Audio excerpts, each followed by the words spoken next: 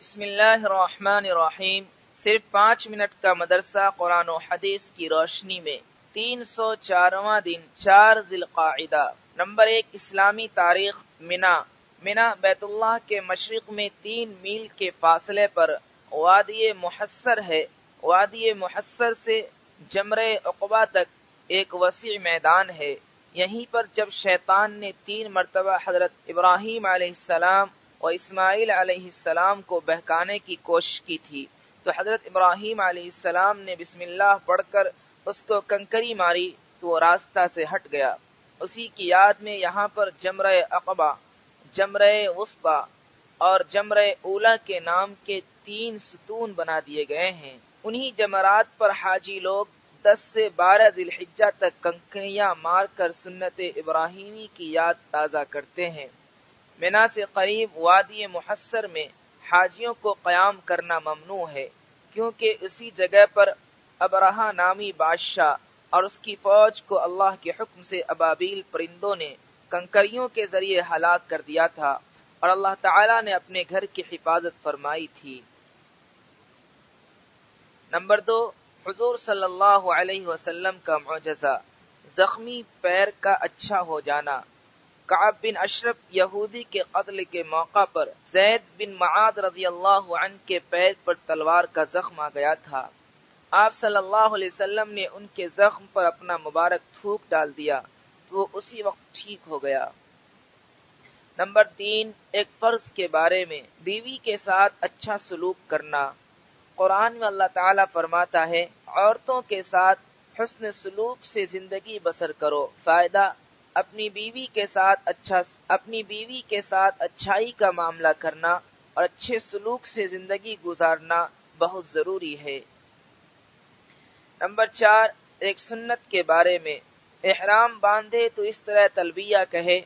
حضرت عبداللہ بن عمر رضی اللہ عنہما بیان کرتے ہیں کہ رسول اللہ صلی اللہ علیہ وسلم کا تلبیہ اس طرح تھا، لبیک اللہم لبیک لبیک لا شریک لک لبیک ان الحمد والنعمت لک والملک لا شریک لک۔ ترجمہ، حاضر ہوں اے اللہ، حاضر ہوں، میں حاضر ہوں، تیرا کوئی شریک نہیں ہے، میں حاضر ہوں، ہر قسم کی تعریف، نعمتیں اور ملک و حکومت کا مالک تو ہی ہے، تیرا کوئی شریک نہیں۔ نمبر 5، ایک اہم عمل کی فضیلت، حج و عمرہ کرنے والے۔ رسول اللہ صلی اللہ علیہ وسلم نے فرمایا، حج اور عمرہ کرنے والے لوگ اللہ کی جماعت ہیں۔ جب وہ لوگ دعا کرتے ہیں تو اللہ تعالیٰ ان کی دعا قبول فرماتے ہیں، اور جب مغفرت طلب کرتے ہیں تو اللہ تعالیٰ ان کی مغفرت فرما دیتے ہیں۔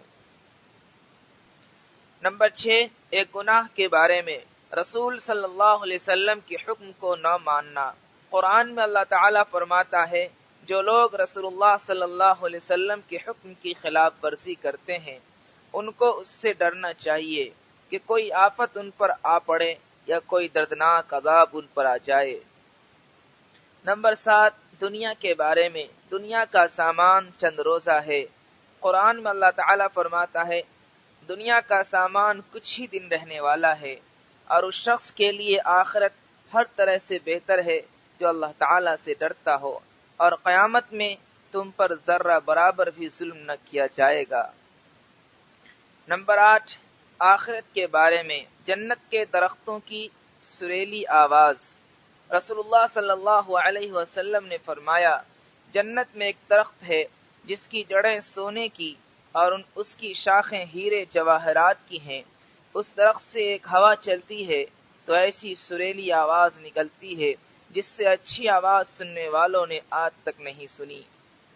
نمبر 9، طب نبوی سے علاج، دعائے جبرائیل سے علاج۔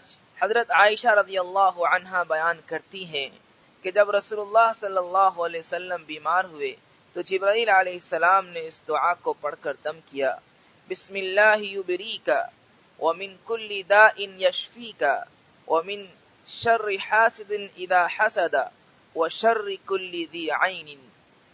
نمبر 10، نبی صلی اللہ علیہ وسلم کی نصیحت۔ رسول اللہ صلی اللہ علیہ وسلم نے فرمایا، جو آدمی تم سے اللہ کا واسطہ دے کر پناہ مانگے اسے پناہ دے دو، اور جو آدمی تم سے اللہ کا واسطہ دے کر سوال کرے اسے دے دو، اور جو شخص تمہارے ساتھ کوئی بھلائی کرے تو تم اس کا بدلہ دو، لیکن اگر تم اس کا بدلہ دینے کے لیے کوئی چیز نہ پاؤ تو اس کے لیے دعا ہی کرو، یہاں تک کہ تم کو اطمینان ہو جائے کہ تم نے اس کا بدلہ دے دیا۔